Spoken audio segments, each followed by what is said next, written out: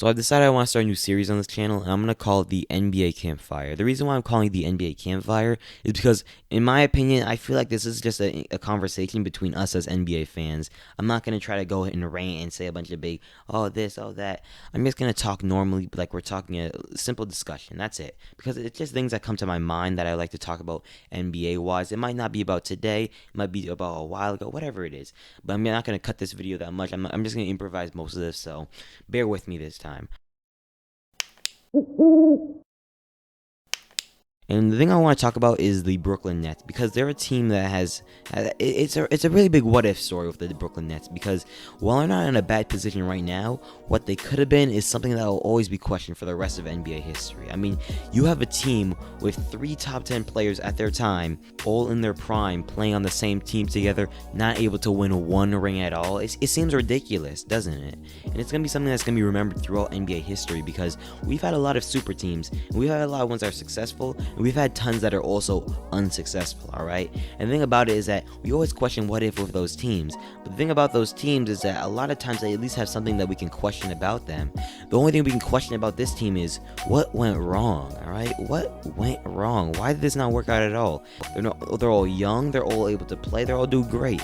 What happened? I think it comes down to a lot of things, mostly dealing with the fact that they just didn't work together great. I mean, the thing about super teams is a lot of time, as soon as they're made, we talk about one thing, and one thing in particular, and it's the fact that there's only one ball. How's everyone going to be able to hold it? And I think a team that perfected this was the Golden State Warriors. I mean, look, if you look at the Golden State Warriors offense, you obviously know it's all about passing, getting the open man the ball. No one cares about what their stats are. They just try and get the open man the ball and get as many points as they can. That's it, alright? Now, the thing about the Nets, and specifically James Harden, is the thing about it is that he's a stat padded guy, alright? We know that. When he was with the Rockets, he had this tendency where he would just shoot the ball 50 times, whatever it may be, and get as many points as he can. He had multiple 60-point games, 50-point games, whatever you say. And the thing about it is that trying to throw that same player who did that into a team-oriented offense doesn't work out. And we were able to see that because him and Kevin Durant literally had differences when it came to the offense. It was already reported. James Harden was looking for something that was specifically made for him with ISO ball, while Kevin Durant wanted everyone to be involved. And in that case, it just didn't work out. And it's fine, because there are a lot of players in the league that I feel like have this tendency where they really just can't work with other players. Harden is one of them. I think Russell Westbrook is one of them. And I kind of feel like Damian Lillard is one of those players that just can't be compatible with other players. Now, this is all just a hot take. I'm just talking, but it's just how I feel. Now, here's the thing about it, though, alright?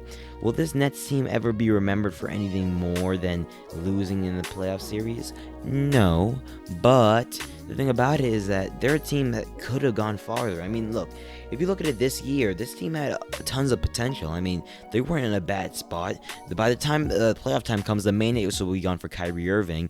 Kevin Durant will be healthy, and James Harden is still James Harden. So it obviously had to do with the offense. And when it comes down to it, if you can't work offensively with your players, it's just not going to work out. And we're able to see that with this team. So this is just a quick rant, and I just wanted to talk about it because it's something that was on my mind, and it came across to me that, you know, some players just don't work great with other players, and we have to live with that. So before you make your whole graphic trying to add the one player to your new team or whatever team you root for, just think about it for a second. Will this player be compatible with whoever's already on your team? That's all I gotta say.